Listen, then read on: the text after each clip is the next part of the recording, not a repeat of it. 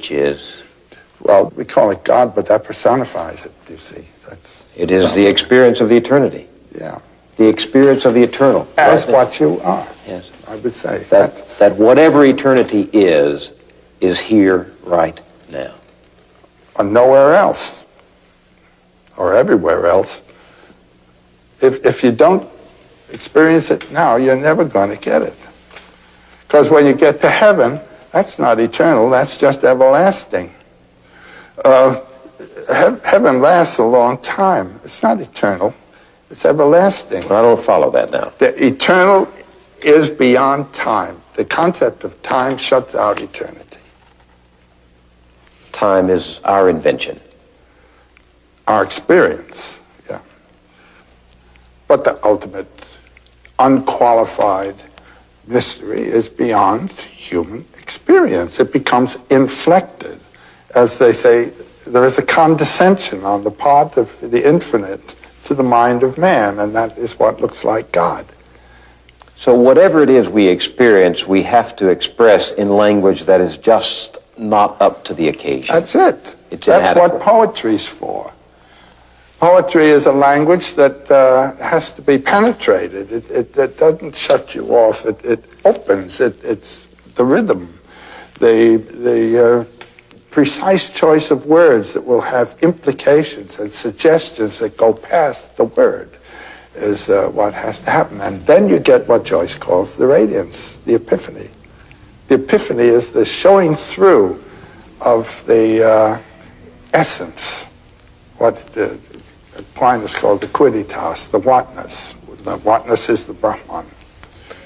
Why do you think it is there is in so many people this deep yearning to live forever, to secure my place in heaven?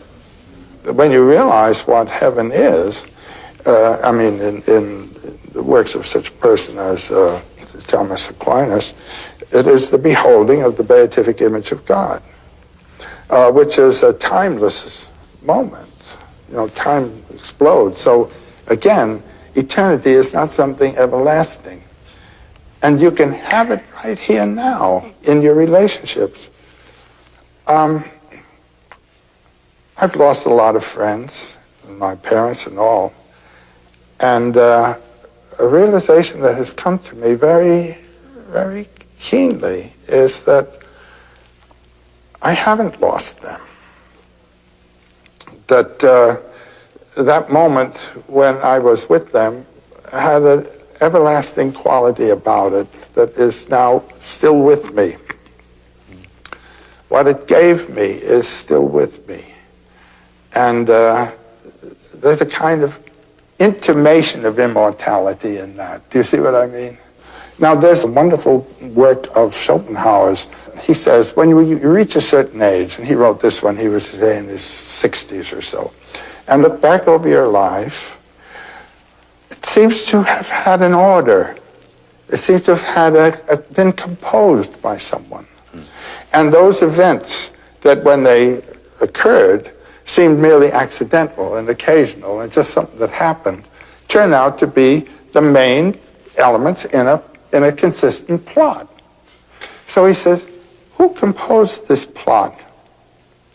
And he said, then just as your dreams are composed by an aspect of yourself of which your consciousness is unaware, so your whole life has been composed by the will within you. Then he says, just as those people whom you met by chance became effective agents in the structuring of your life, so you have been an agent in the structuring of other lives. And the whole thing gears together like one big symphony, he says, everything influencing and structuring everything else. And he said, it's as though our lives were the dream of a single dreamer in which all the dream characters are dreaming too, and so everything links to everything else, moved out of the will in nature. It's a beautiful idea. It's an idea that occurs in India in the image of what's called the net of Indra, or the net of gems. It's a net of gems where every gem reflects all the other ones.